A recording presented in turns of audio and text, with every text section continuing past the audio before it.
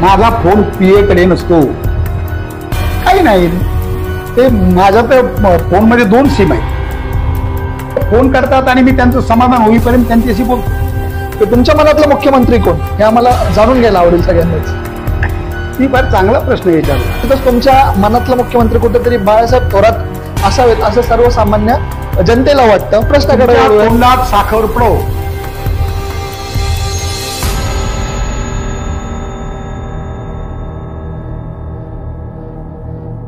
नमस्कार, पुन्हा एकदा आपल्या सर्वांचं स्वागत. आपण पाहतोय की सध्या लोकसभेच्या निवडणुका संपलेल्या आहेत आणि विधानसभेची रणधुमाळी सुरू झालेली आहे. याच पार्श्वभूमीवर आपला नवीन कार्यक्रम सुरू झाला आहे, निवडणूक एक्सप्रेस. आणि या कार्यक्रमामध्ये आज प्रथमच आपल्यासोबत आहेत प्रसिद्ध साहित्यिक, कवी, त्याचबरोबर ते एक अधिकारी सुद्धा राहिलेले आहेत आणि सध्याचे श्रीरामपूर मतदारसंघातील आमदार लहू कानडे आपल्यासोबत आहेत. कानडेजी, खूप खूप स्वागत आहे तुमचं आमच्या या नवीन शो मध्ये. आणि निश्चितच आपल्या या निवडणूक एक्सप्रेसची सुरुवातच आपण आपल्या इंटरव्ह्यू पासून करतोय. तर एक कवी किंवा त्याच्यानंतर एक अधिकारी म्हणून देखील तुम्ही काम केलेलं आहे आणि सध्या आमदार म्हणून तुम्ही मागील 5 वर्ष एक कार्यक्षम आमदार आपण ज्याला म्हणूयात, पक्षाची एक निष्ठा असणारा एक स्वच्छ प्रतिमेचा आमदार म्हणून तुम्ही पूर्ण कार्यकाळ सध्या पूर्णत्वाकडे चाललेला आहात. तर काय सांगाल, कोणता अनुभव सगळ्यात चांगला होता किंवा कोणतं रूप तुम्हाला जास्त आवडतं, एक कवी, अधिकारी की आमदार? मी अनेकदा एक गोष्ट स्पष्ट केलेली आहे की मुळात माझं आयुष्य हा एक संघर्ष आहे आणि त्या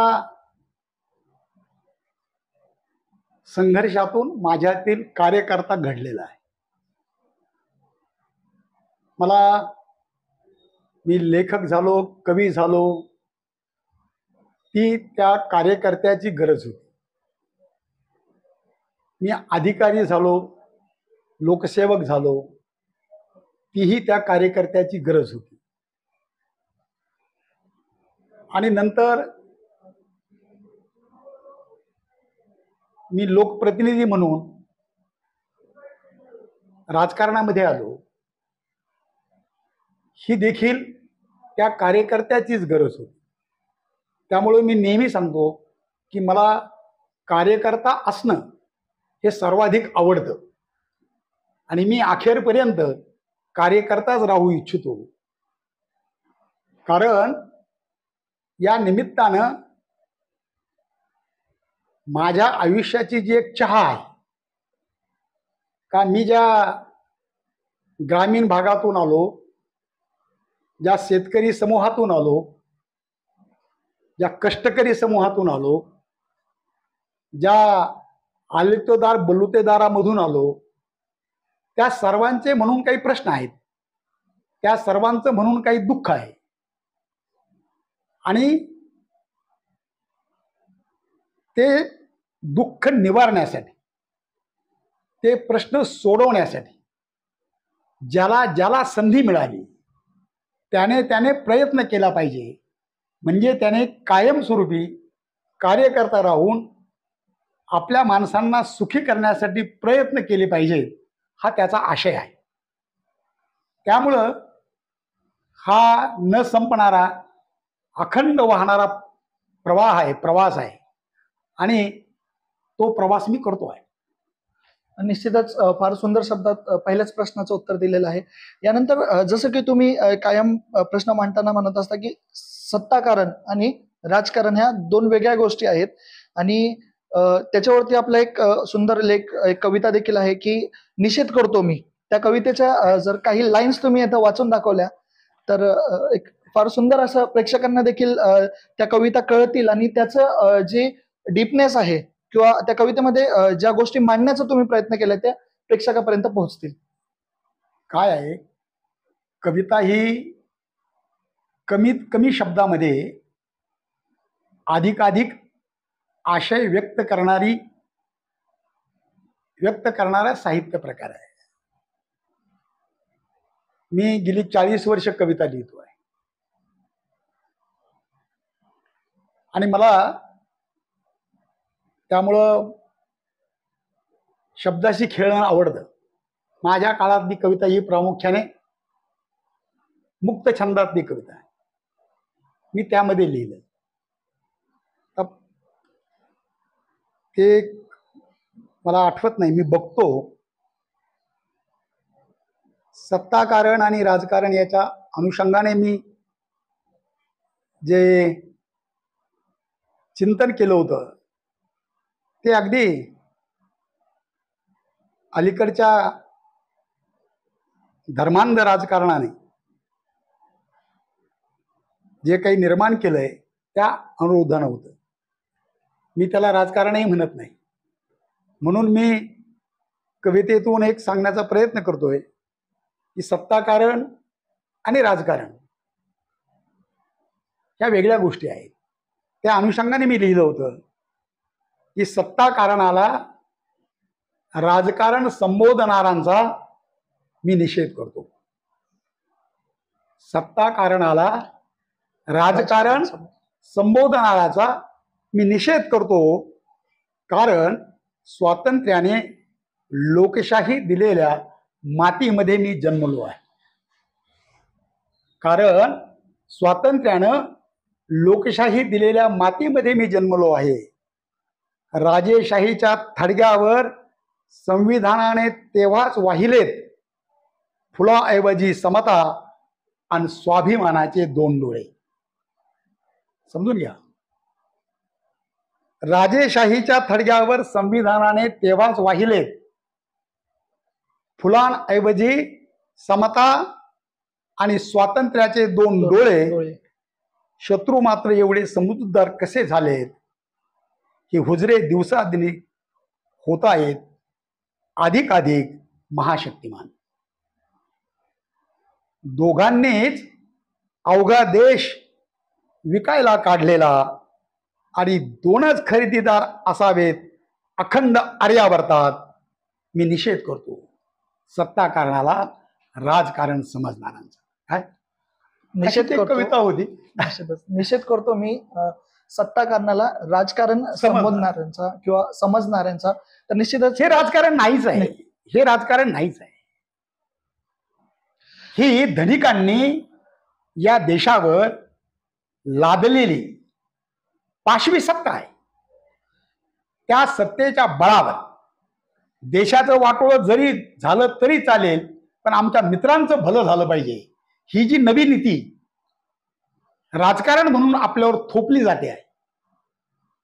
ज्यामुळं स्वातंत्र्य सैनिकांनी स्वातंत्र्य चळवळीने आपल्याला दिलेली समता, स्वातंत्र्य, बंधुभाव, लोकशाही सर्व संविधानाची मूल्य धोक्यात येत आहेत.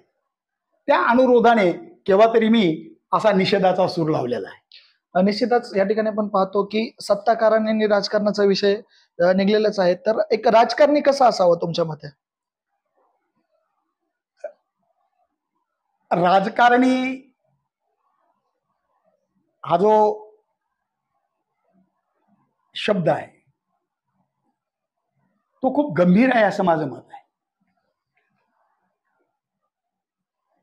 एकतर राजकारणामध्ये वावरणाऱ्या माणसाने आपल्याला संविधानाने दिलेली जी अलौकिक मूल्य आहेत ती नीट समजून घेतली पाहिजे. कारण या देशातील कोट्यावधी जनतेला त्यांचं भविष्य घडवण्यासाठी, प्रत्येकाला आपला विकास करून घेण्यासाठी जी पायवाट तयार करून दिलेली आहे, जिचं आपल्याला हमरस्त्यामध्ये रूपांतर करायचं आहे, ती ही संविधानिक मूल्य आहेत. आपण त्याला संविधानिक राष्ट्रवाद म्हणूयात. तो आपल्याला प्रिय असला पाहिजे. इतर गोष्टीपेक्षा आपलं उद्दिष्ट स्वच्छ असलं पाहिजे की आपल्याला बंधुभावही टिकायचा आहे, आपली प्रगतीही करून घ्यायची आहे आणि पुन्हा कोणी हुकुमशहा आपल्या डोक्यावर बसणार नाही. म्हणून राजकारणातून प्राप्त होणारी सत्ता ही सामान्य जनतेच्याच हातात ठेवायची आहे, हे ते सूत्र आहे. त्यामुळे राजकारणी अभ्यासू असावा असं माझं नम्र मत आहे. तर ते मुद्द्यावर येऊया की आपण जसं पाहतो की लोकसभेच्या निवडणुका संपलेल्या आहेत आणि सध्या विधानसभेची रणधुमाळी जी आहे ती सुरुवात झालेली आपल्याला दिसत आहे. तर आता एक स्वच्छ प्रतिमेचा नेता किंवा एक म्हणजे एक संस्कृती जपणारा नेता असेल किंवा एक पक्षाशी एकनिष्ठ असणारा नेता म्हणून तुमची ओळख आहे आणि पक्षाचं जे काही आपल्या विधानसभा मतदारसंघातलं तिकीट आहे ते तुम्हालाच मिळेल हे जवळपास निश्चित आहे. तर तुमची त्याबद्दल कशी तयारी सुरू झालेली आहे? विरोधकांना कसे सामोरे जाणार आहात आणि पुढील रणनीती काय असेल? हे बघा, जेव्हा तुम्ही पहिल्यांदा लोकांना सामोरे जाता तेव्हा तुमचं त्या लोकांच्या विकासाचं व्हिजन काय आहे ते घेऊन जावं लागतं. लोकांनी 2019 साली मी जे काही त्यांना काम करेल म्हणून आश्वासन दिलं त्याच्यावर विश्वास ठेवला आणि लोकांनी मला निवडून दिलं. आता पुढची जबाबदारी माझी होती. मी सतत असं मानतो की राजकीय पद ही काही मिरवण्याची गोष्ट नसते किंवा त्या पदाने प्राप्त होणाऱ्या सत्तेचा दुरुपयोग करून ते लोकाला छळण्याचंही साधन नसतं. तर सत्ता ही कल्याणाची गोष्ट असते आणि तुम्हाला एकदा लोकांनी ते पद दिल्यानंतर लोकांसाठी काम करून दाखवणे एवढीच तुमची मोठी जबाबदारी असते. माझ्यामध्ये या श्रीरामपूर राऊरी मतदारसंघामध्ये मी ती जबाबदारी मागील 5 वर्ष रात्रंदिवस कष्ट करून उत्तम प्रकारे निभावलेली आहे. मागील 10 वर्षामध्ये जेवढा निधी कधीच आला नाही त्यापेक्षा कितीतरी अधिक, म्हणजे जवळपास 1000 कोटीपेक्षा अधिक निधी या मतदारसंघामध्ये आपल्या 5 वर्षाच्या काळामध्ये आला. तो निधी ज्या कामासाठी मंजूर झाला त्याच कामावर पूर्णपणे खर्च होईल, त्याला इतर वाटा फुटणार नाहीत याची खबरदारी घेत ती कामं उत्तम गुणवत्तेची आणि सस्टेनेबल होतील याकडेही मी लक्ष दिलं. त्यासाठी मी अधिकारी असल्याचा अनुभव मला कामी आला. आता मी लोकांच्याकडे जे मी काम केलंय ते काम घेऊन जाणार आहे. या 2-3 दिवसामध्ये आमच्या प्रत्येक गावात मी लोकांच्या समोर माझ्या कामांचा लेखाजोखाच फलकाच्या द्वारे मांडतोय. काही तुमच्या गावामध्ये एवढ्या कोटीची कामं केली. आजपासून माझा गावनिहाय दौरा सुरू आहे. मी अजून समजून घेतोय की एवढी कामं केली आहेत पण तरी देखील अजून काय महत्वाचं राहिलंय जरा सांगा बरं, म्हणजे मला नवीन आराखडा त्याचा तयार करता येईल. मी कधीही खोटी आश्वासनं देत नाही. जे करता येईल ते प्रामाणिकपणे लोकांना याचना करायला न लावता करून टाकतो. माझी कामाची पद्धत आहे. मी जेव्हा ऑफिसला असतो तेव्हा रोज माझा जनता दरबार असतो. मी त्या माणसाचं काम ताबडतोब अधिकाऱ्याला फोन करून होणार असेल मी लगेच फोन करतो, ते काम मार्गी लागतं. पत्र देऊन होणार असेल मी त्याला उद्या या म्हणत नाही, मी त्याला लगेच पत्र देतो, ते काम मार्गी लागतं. मला वाटतं रोज माझ्याकडे शेकडो लोक माझ्या ऑफिसला येत असतात. मी नसलो माझं ऑफिस लोकांची काळजी घेत असतं. माझे दोन्ही भाऊ अंकुशराव 32 गावात पाहतात, तिकडे अशोकराव पाहतात. आम्ही सतत लोकांना उपलब्ध असतो. दुसरी एक गमतीची गोष्ट सांगतो, माझा फोन PA कडे नसतो.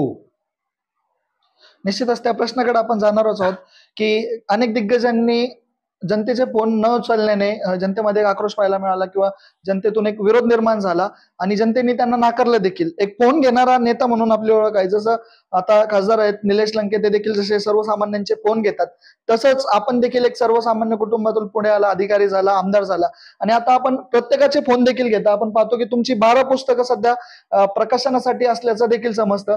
तर एक छंद जोपासत असताना, एक कार्यक्षम आमदार म्हणून काम करत असताना प्रत्येकाचा फोन घेणं हे कसं शक्य होतं? काही नाही, ते माझ्या तर फोनमध्ये 2 सिम आहेत. मी फक्त मीटिंगमध्ये असेल तर तेवढ्या पुरता फोन बंद असतो. अदरवाईज लोक फोन करतात आणि मी त्यांचं समाधान होईपर्यंत त्यांच्याशी बोलतो. आणि लोकांना अटेंड करण्यासाठीच तुम्ही आहात ना. तुम्ही जर लोकांचे प्रश्न समजून घेण्यासाठी आहात, प्रश्न सोडवण्यासाठी आहात आणि लोकच जर तुमचे मायबाप आहेत, त्यांच्यामुळेच जर तुम्हाला पद मिळालेलं आहे, तर त्यांच्याशिवाय दुसरा VIP कोण आहे? त्यामुळे मी फोन घेऊ शकतो, मी घेतो. गंमत सांगतो, ज्यांचे घेऊ शकत नाही ना, मीटिंग संपली की मी त्यांना कॉल बॅक करतो. मी त्यांना कॉल बॅक करता. कॉल बॅक करतो. ही माझी पद्धत आहे आणि मला ती शक्य आहे, आणि ते प्रत्येकाला शक्य आहे असं माझं मत आहे. ते सर्वांनी करावं ही माझी धारणा आहे. जवळपास कारण जे दिग्गज आहेत त्यांनी देखील ते सुरुवात केलेली आहे. हो, फोन केलं पाहिजे, केलं पाहिजे, केलं पाहिजे. पराभवानंतर जे काही त्यांनी देखील ते गोष्ट हे बघा, स्वीकारली जे तुम्ही सांगताय. लोकप्रतिनिधी त्याच्यामध्ये दिग्गज आणि गैर दिग्गज असं काही नसतं. तो शेवटी लोकांनीच बनवलेला मोठा माणूस असतो. निश्चितच. मग लोक जर तुमच्यापेक्षा मोठे आहेत आणि तुम्ही जर त्यांचे लोकसेवक होऊ शकलात, तर मला वाटतं लोकशाहीमध्ये सर्वात सुंदर गोष्ट हीच आहे ना. त्याच्यामुळे तर लोकशाही आपल्याला हवी आहे ना. निश्चितच. एक्झॅक्टली. काय आता ज्या पद्धतीने तुम्ही विकास कामांचा म्हटलं, फोन घेणारा नेता, एक सुसंस्कृत नेतृत्व असल्यामुळे पक्षाचं तिकीट देखील कुठे जात नाही हे देखील या ठिकाणी म्हणजे क्लिअर आहे.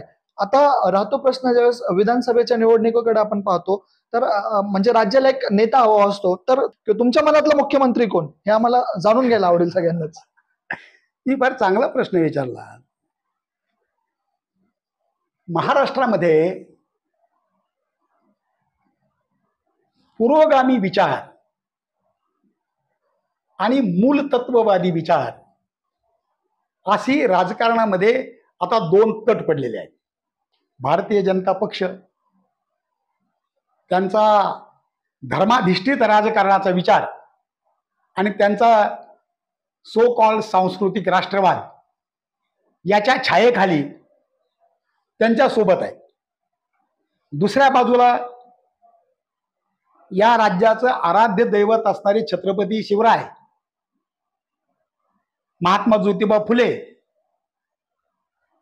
ज्यांनी शिवरायाचं चरित्र सर्वसामान्यासाठी पहिल्यांदा खुलं केलं. शिवाजीचा पवाडा लिहिणारा पहिला शाहीर महात्मा फुले आहे, तुम्हाला माहितच आहे. निश्चितच.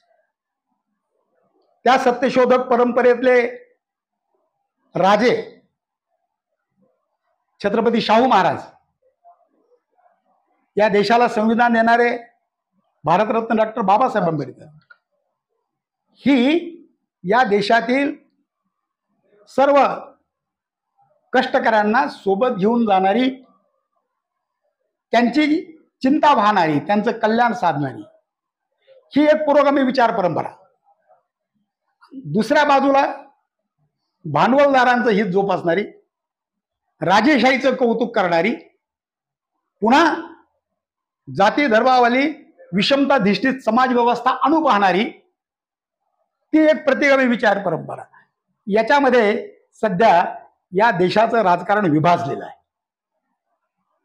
एकाचं नेतृत्व या देशामध्ये स्वातंत्र्य चळवळीची मोठी परंपरा असलेला भारतीय राष्ट्रीय काँग्रेस पक्ष करतो आहे, आणि दुसऱ्या बाजूला धर्माधिष्ठित राजकारणाचं नेतृत्व भारतीय जनता पक्ष आणि त्यांचे मित्र करत आहेत.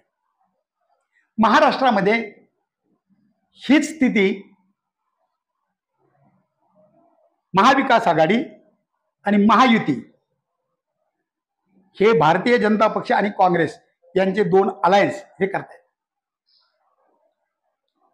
महाविकास आघाडी मध्ये राष्ट्रीय काँग्रेस आहे, महाआघाडीमध्ये प्रबोधनकार ठाकरे यांच्या विचारातून बाळासाहेब ठाकरे यांनी उभी केलेली शिवसेना आहे. शरद पवार साहेब या पुरोगामी चळवळीला पाठबळ देणाऱ्या नेत्याने उभा केलेलं सर्वांचं राजकारण असणारी राष्ट्रवादी आहे. आणि दुसऱ्या बाजूला फडणवीसाच्या नेतृत्वाखालचं भारतीय जनता पक्ष आणि त्यांचे सत्तेकडे आकृष्ट झालेले इतर पक्षातले नेते फोडून गोळा केलेली मोडी आहे. ते गमतीदार आहे सर, त्यांच्याबद्दल फार मी काही वर्णन नाही करणार, कारण मला चांगलं वर्णन नाही करता येणार. तर हे दोन विचार व्यूह आहेत. काल लोकसभेच्या निवडणुकीमध्ये प्रश्न असा होता की मनातलं मुख्यमंत्री कोण सांगतो. कालच्या लोकसभेच्या निवडणुकीमध्ये मुख्यमंत्री कोणाचा होईल याचे संकेत महाराष्ट्राच्या जनतेने दिलेले आहेत. तुम्हाला फार उत्सुकता आहे म्हणून एक वाक्य अगोदर सांगतो. काय संकेत आहेत? 2019च्या लोकसभेमध्ये महाराष्ट्रातून काँग्रेसचा केवळ एक खासदार निवडून गेला होता, कैलासवासी बाळासाहेब धानोरकर. दुर्दैवाने ते अकाली गेले आणि लोकसभेमध्ये काँग्रेस पक्षाचा एकही खासदार नव्हता. अशा परिस्थितीमध्ये काल आम्ही महाविकास आघाडी म्हणून जेव्हा लोकसभेला सामोरे गेलो तेव्हा मित्रपक्षाने आम्हाला जागा देताना जरा हात आखडता घेतला. ज्या जागा मिळाल्या त्या आम्ही लढलो, परंतु सर्वात मोठा स्ट्राईक रेट काँग्रेस पक्षाचा होता. काँग्रेस पक्षाचे 14 खासदार निवडून आले. ती संख्या भारतीय जनता पक्षापेक्षा अधिक आहे, दोन्ही शिवसेनेपेक्षा अधिक आहे, दोन्ही राष्ट्रवादीपेक्षा अधिक आहे. म्हणजे महाराष्ट्रामध्ये सर्वात मोठा पक्ष म्हणून काँग्रेस पक्ष लोकसभेच्या निवडणुकीपासून पुढे आलेला आहे. निश्चितच मला वाटतं हे जनमत आहे, ही जनभावना आहे. त्यामुळे विधानसभेला काय होणार आहे याचा आपण अंदाज करू शकतो. त्यामुळे माझ्यासारख्या काँग्रेसमनला प्रामाणिकपणे असं वाटतं की महाविकास आघाडीची सत्ता येईल आणि आम्ही त्यातला मोठा पक्ष असू आणि आमच्या पक्षाचे नेते मुख्यमंत्री होतील. तुमच्या अत्यंत जवळचा, तुमचं पालकत्व घेणारा, तुम्हाला सावलीसारखं जपणारा असा कोणीतरी नेता मुख्यमंत्री व्हावा असं प्रत्येकाला वाटतं ना. त्यामुळं नामोच्चारामुळे सर्व काही होतं असं काहीच नसतं. हा तुमच्या निष्ठेचा, तुमच्या श्रद्धेचाही भाग असतो ना. निश्चितच. आणि ह्या श्रद्धा अंधश्रद्धा नसतात. राजकारण हे सर्वांनी हातात हात घालून करायची गोष्ट असते. राजकारणामध्ये आपल्याला बोटाला धरून ज्यांनी आणलं त्या विचारावरही आपलं प्रेम असावं लागतं. मी तसं प्रेम करतो आणि ही मैत्री वैचारिक असते, ती मी जपतो. बोला. निश्चितच या ठिकाणी आपण पाहतोय की कोणतंही नाव घेणं आपण टाळलेलं आहे, पण आमच्या मते किंवा एक सर्वसामान्य श्रीरामपूर मध्ये ज्यावेळेस आम्ही फिरलो, लोकांच्या प्रतिक्रिया घेतल्या, तर निश्चितच तुमचं बाळासाहेबांवर असणारं प्रेम, तुमच्या घरात देखील त्यांच्या प्रतिमा आहेत, त्यांचे फोटोज आहेत, तुमच्या ऑफिसमध्ये देखील आहेत, तर निश्चितच तुमच्या मनातला मुख्यमंत्री कुठेतरी बाळासाहेब थोरात असावेत असं सर्वसामान्य जनतेला वाटतं. दुसऱ्या प्रश्नाकडे साखर पडो. निश्चितच सर, ज्या पद्धतीने तुम्ही मनातलं मुख्यमंत्री सांगितलं नाही, परंतु आता राज्यस्तराचे मुद्दे सोडून आपण थेट आपल्या मतदारसंघावर येऊयात. आपल्या मतदारसंघात सध्या एक ज्वलंत प्रश्न तुम्ही मागे देखील सांगितलं होतं की नामांतराचं नंतर बघू, आधी जिल्हा विभाजन करा. तर जिल्हा विभाजनाबद्दल तुम्हाला काय वाटतं आणि जिल्हा विभाजन झाल्यास जिल्ह्याचं ठिकाण कोणतं सोयीस्कर नागरिकांसाठी राहील, श्रीरामपूर की राहता? हे बघा, माझं संपूर्ण आयुष्य विकास प्रशासनामध्ये गेलं. विकास प्रशासनाचा अर्थ जनतेच्या विकासाच्या कामाचे प्रकल्प राबवणं, त्यासाठी जनमत तयार करणं. आपल्याला माहित नसेल, हागणदारी मुक्त गाव या संकल्पनेचा मी जनक आहे. तुम्ही जी गोष्ट सर्वांना अशक्यप्राय वाटत होती की उघड्यावर शौचाला जाणं थांबणारच नाही, कारण ती हजारो वर्षाची गोष्ट होती. माझ्यासारख्या एका उघड्यावर शौचाला जाणाऱ्या कुटुंबातून आलेल्या अधिकाऱ्याच्या डोक्यात आलं का हे फार किळसवाणं आहे, घाणेरडं आहे. यातून खूप आरोग्याचे प्रश्न निर्माण होत आहेत. आणि जेव्हा मला जिल्हा पंचायत अधिकारी म्हणून ती योजना राबवायची संधी मिळाली, तेव्हा मी कल्पकतेने त्या योजनेचं नाव हागणदारी मुक्त गाव केलं. आणि गावागावच्या हागणदाऱ्या नष्ट झाल्या पाहिजे, ते आमच्या गावाच्या भाळावरचा कलंक आहे निश्चितच मला असं समजून आम्ही घरोघर शौचालय बांधले पाहिजेत, यासाठी लोकांची मानसिकता घडवण्याचं काम केलं. निश्चितच मला सुरुवातीला चांगलं आठवत आहे की शौचालय तयार केले जायचे. मी सुद्धा ग्रामीण भागातून येतो, चिचोंडी पाटील माझं गाव आहे, आणि गावामध्ये शौचालय बांधले जायचे, परंतु त्याच्यामध्ये कुठेतरी शेळ्या बांधणे, मेंढ्या बांधणे किंवा त्याच्यामध्ये जे काही शेतीसाठी लागणारं सामान आहे ते ठेवणे, आपण शौचालयाला बाहेरच जाऊ, म्हणजे कुठेतरी शौचालय बांधण्याचं अभियान तुम्ही न करता हागणदारी मुक्त गाव हे अभियान लॉन्च केल्यामुळे कुठेतरी फरक पडला की हागणदारी मुक्त करण्यासाठी लोकांनी शौचालय वापरायला सुरुवात केली. म्हणजे मला वाटतं हजारो वर्षाची ही अनिष्ट परंपरा आपण 2000 साली एक कार्यक्रम हाती घेतला. अवघ्या 25 वर्षामध्ये मला वाटतं आता किमान 70-80% लोक शौचालयाचा वापर करतात. 100%. आणि जे करू शकत नाहीत दारिद्र्यामुळं, त्यांना किमान आपलं शौचालय असावं असं वाटतं. तुम्हाला गंमत वाटेल, ही माझी काही पुस्तकं आता प्रकाशनाच्या वाटेवर आहेत. जी 12 पुस्तकं, ही सारी पुस्तकं त्या काळामध्ये ग्राम विकासाबद्दल मी जे लिहिलं, हा जागर समतेसाठी, हे बहुजनांचं साहित्य, हे समाजचिंतन, या कल्याण कथा, हा स्वप्नातला गाव, ही सारी पुस्तक, हे माझं ग्राम विकासाबद्दलचं चिंतन आहे. मला सांगताना मात्र दुःख होतं की आमदार झाल्यापासून मात्र मी काहीही लिहू शकलेलो नाही, वेळच मिळत नाही. परंतु त्यापूर्वीचं जे लेखन होतं ते माझ्या काही प्रकाशक मित्रांनी एकत्र येऊन ते प्रकाशित करण्याचा घाट घातलाय, आणि त्यामुळे मी त्यांना धन्यवाद देतो की ही पुस्तकं आता जनतेसाठी येत आहेत. कसं असतं, एखाद्या योजना यशस्वी जर व्हायची असेल तर तुम्हाला जनमानस घडवावं लागतं, लोकांचा सहभाग त्यामध्ये असावाच लागतो.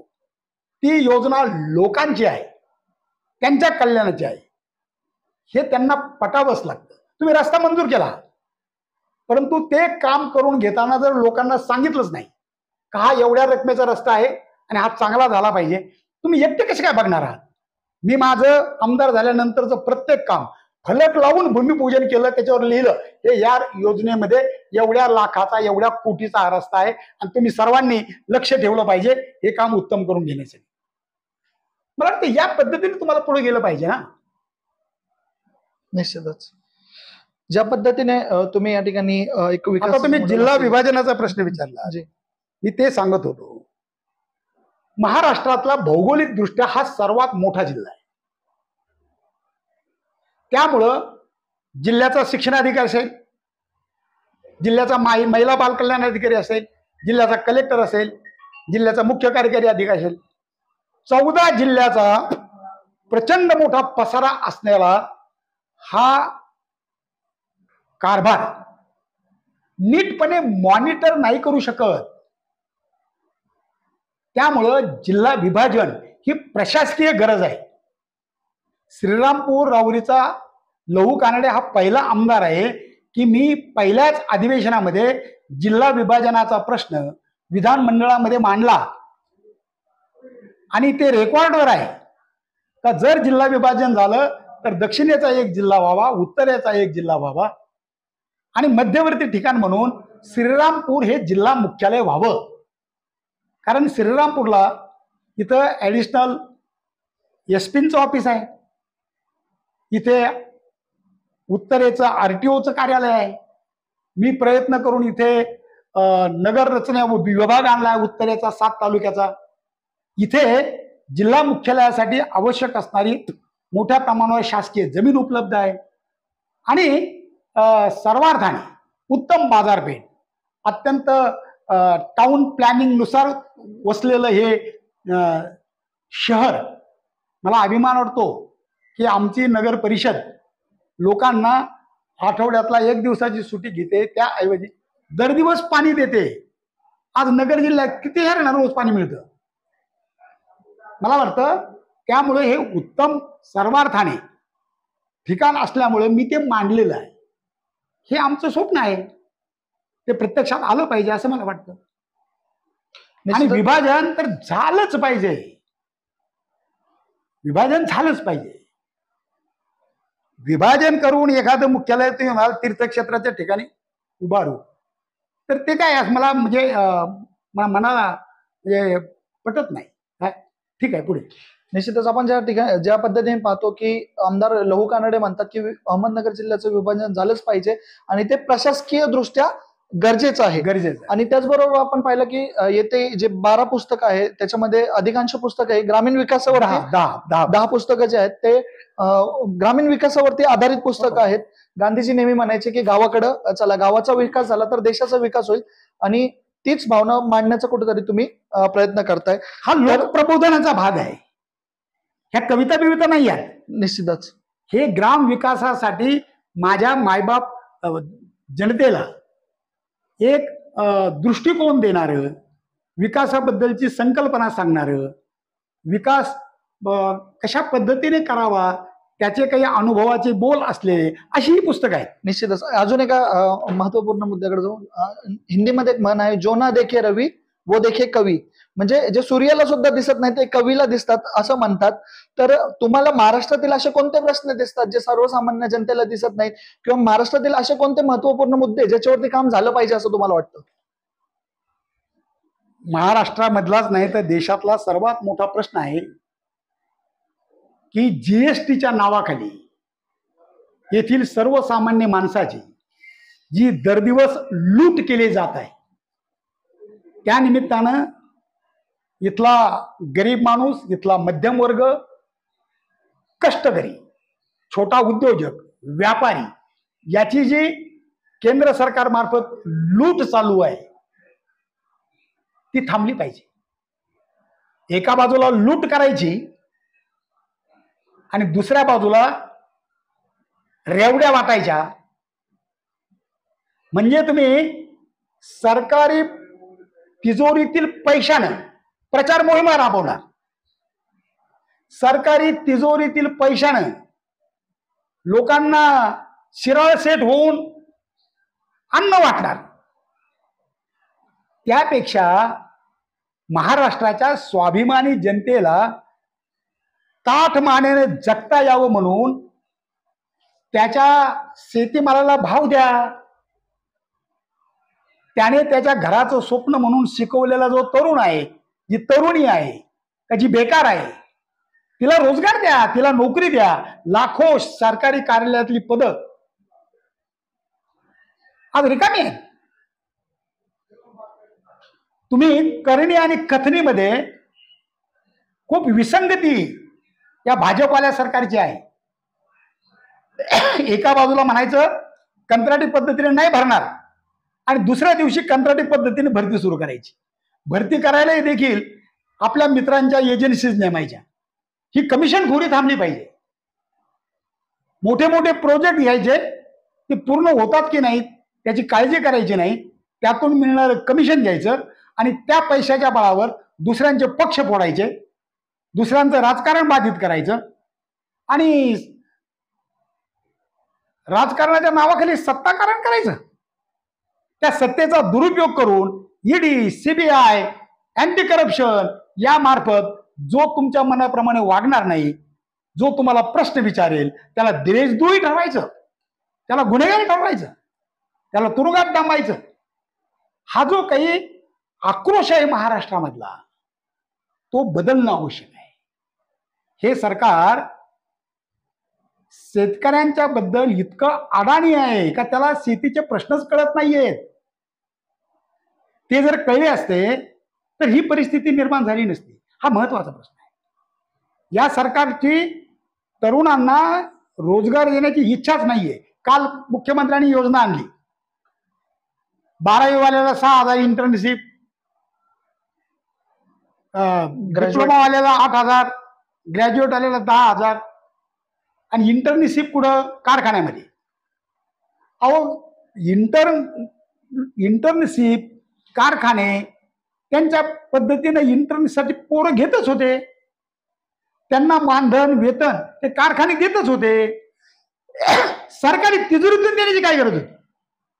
आणि जर सरकारी तिजोरीतून द्यायचेच आहे तर या तरुण मुलांना कारखान्याऐवजी सरकारी कार्यालयात, तुमच्या उपक्रमामध्ये, सरकारी आस्थापनामध्ये नोकरी द्या ना, जेणेकरून त्यांना अनुभव मिळेल आणि त्याला सरकारी कायमची नोकरी मिळण्यासाठी पाठबळ मिळेल. असं घडत नाहीये, असं घडत नाही. लाडकी बहीण योजना आणलेली आहे. असा आविर्भाव आणलाय की ज्यांनी घोषणा केली त्यांनी जणू काय त्यांच्या स्वतःच्या पैशातून ती योजना आणली. तसं नाहीये. शासकीय योजना जनतेकडून कर रूपाने गोळा होणारा जो महसूल आहे ती सरकारी तिजोरीतून जनतेकडून येणाऱ्या पैशातून राबवल्या जातात. ही जनतेची योजना आहे. तुम्ही काही जनतेवर उपकार करत नाही. योजना कराव्याच लागतात. कारण भारतीय राज्यघटनेने स्टेट डायरेक्टिव्ह मध्ये जनतेच्या कल्याणाची जबाबदारी घेण्याची भाग राज्य सरकारवर सोपवलेला आहे. लोकांना घरं नसतील तर घरं दिली पाहिजे. पिण्याचं पाणी नसेल तर ते दिलं पाहिजे. अडचण असेल तर मदत केली पाहिजे. हे तर आपली मूलभूत तत्व आहेत ना. त्यामुळं आम्ही कोणीतरी शिराळ शेटी आहोत आणि आम्ही तुम्हाला असं मदत केली तुम्ही आम्हाला मतं द्या, हे जे काही चाललंय हे काही नैतिकतेला धरून नाही. सर्वसामान्य माणसाचा स्वाभिमान हिरावून घेणारे आहे. हे महत्वाचे प्रश्न आहेत. त्यासाठीचं प्रबोधन, त्यासाठीच जागरूकता. आणि दुसऱ्या बाजूला येणाऱ्या सरकारच्या योजना ह्या आपल्या हक्काच्या योजना आहेत. त्याचा लाभ घेतलाच पाहिजे. त्यासाठी त्यांना मदत करणे, त्यासाठी त्या योजनांचा जास्तीत जास्त फायदा आपल्या लोकांना मिळवून देणे हे आमच्या पुढचं काम आहे. आम्ही ते करतोय. निश्चितच ज्या पद्धतीने आपण पाहतो की अगदी निवडणुकीच्या पार्श्वभूमीवर एकदम 2-4 महिने राहिले असताना अशा पद्धतीच्या योजना आणल्या जातात आणि कुठेतरी अजित पवारांनी तुम्ही 3 महिने सरकारी कार्यालयातलं काम ठप्प करता. सरकारी कार्यालय सर्टिफिकेट देत असेल, सरकारी कार्यक्रम छोटीशी योजना मंजूर करत असेल, सरकारी कार्यालय तुम्हाला काहीतरी ट्रॅक्टर देत असेल, ते ठप्प करायचं आणि ते सारं 3 महिन्याचं काम गोळा करायचं आणि सरकार आपल्या दारी म्हणत तेच लोक गाडीत घालून आणायचे आणि तेच लोकांना वाटायचे. याच्यात काय शहाणपण आहे? एका कार्यक्रमावर 3-3, 4-4 कोटी रुपये खर्च केले यांनी.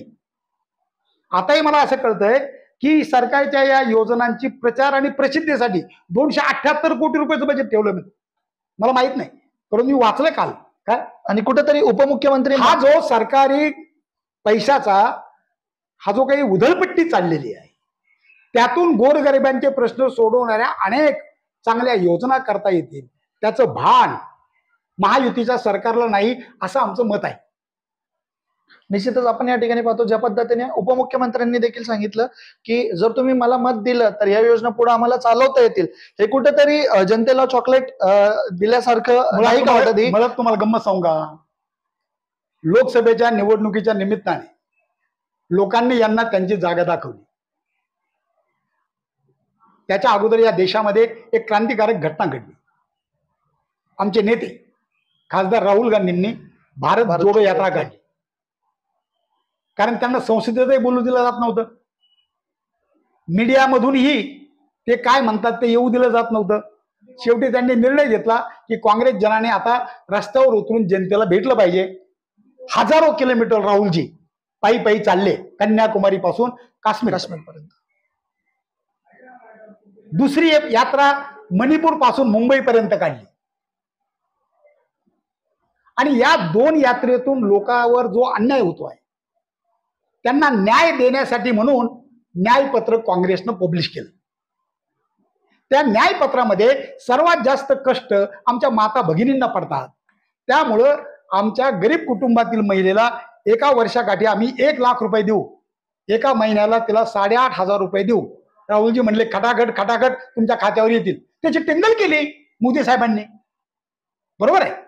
राहुलजी म्हटले की युवकांना आम्ही सरकारी कार्यालयात इकडे तिकडे इंटर्नशिप देऊ, त्यांना बेकार भत्ता देऊ. खरं तर या काँग्रेसच्या चोरलेल्या योजना आहेत. आमचं म्हणणं एवढंच होतं, अरे कमीत कमी ज्या शास्त्रीय पद्धतीने आम्ही त्या मांडल्या होत्या त्या तशा तर द्यायच्या. तुम्ही 8,500 ऐवजी 1,500 रुपये द्यायला निघालात. तुम्ही सरकारी आस्थापनामध्ये युवकांना काम देण्याऐवजी कारखान्यामध्ये द्यायला निघालात. मला वाटतं हे काही फार गौरवाचं आहे असं मला वाटत नाही. त्यामुळं आमची सत्ता आल्यानंतर आम्ही योजना बंद नाही करणार.